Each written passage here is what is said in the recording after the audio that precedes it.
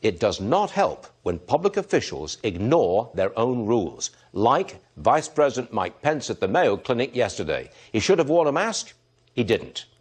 We should all obey the rules. Coming out this week, we can have our cake and we can eat it too.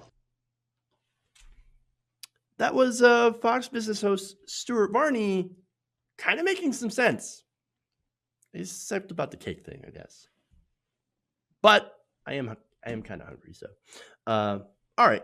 Anyway, so Mike Pence went to the Mayo Clinic, and as you noticed, he didn't wear a mask. And in doing so, he, I think, inadvertently sent a message, or maybe on purpose, sent a message to the country that, hey, us in the Trump administration, no, we don't follow the rules. Masks, nah. Social distancing, nah. No. We're not going to do any of that because that's not how manly men operate. I'm just saying. That, of course, is contradictory to science. Now, the mask, of course, wouldn't prevent Mike Pence from getting sick, but it would prevent others from getting sick. That's the whole point of wearing a mask. But, of course, the messaging is we don't care about other people. We're conservatives. Now, understand that why it's so important to wear masks. Most people, I should say, I can't really say most people, but I think a large majority of people are asymptomatic carriers. And so you have a large part of the population that is infected and carry the virus without any symptoms and are able to spread it around. You wear a mask, it makes it so that you can't spread it to other people, or it's much more difficult to do so. And so that's why Mike Pence spreading this message by not wearing this mask to other people, to other MAGA guys, right? We're going to be like, yeah, I don't have to wear a mask. Yeah. It's dangerous, very dangerous. So now, in doing a segment about New York, and Barney, I do believe, lives in New York. So a lot of this is probably has to do with, hey, man, look, I live here. Yikes, I don't want people getting me sick. Varney says this. What happens this weekend if the weather is good and New Yorkers pour out of their homes and apartments and gather in crowds, they get too close together, all in Central Park? What's he going to do? This is true anywhere in the country where social distancing rules apply, and that's just about everywhere. But across the country, businesses are reopening. The restraints are coming off. As we've said all week long, cabin fever is meeting spring fever, and we are getting out and about. Can we enjoy the spring responsibly?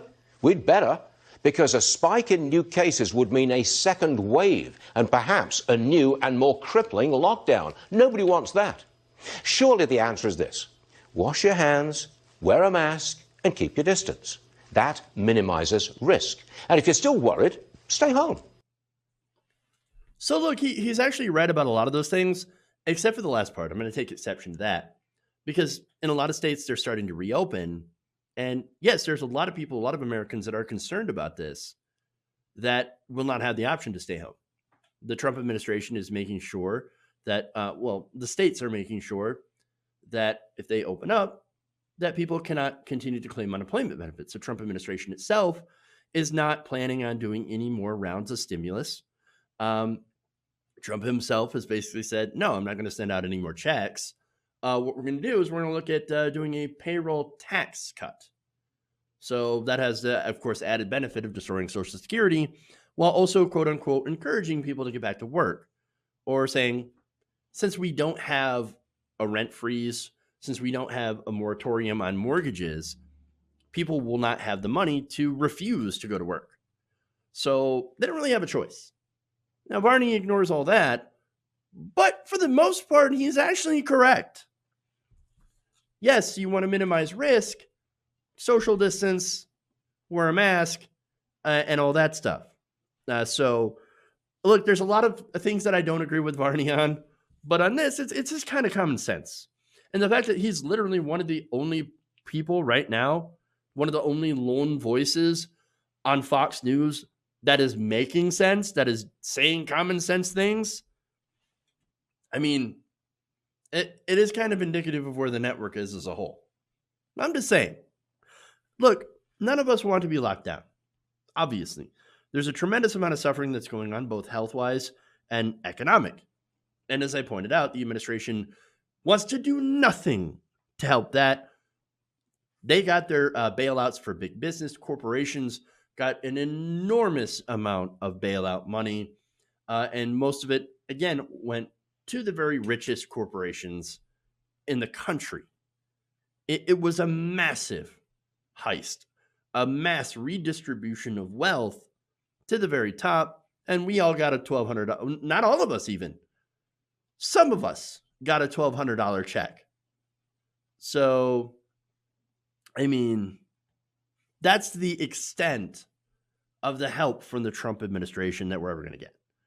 And so there are idiots, by the way, out there that are not taking this very simple advice.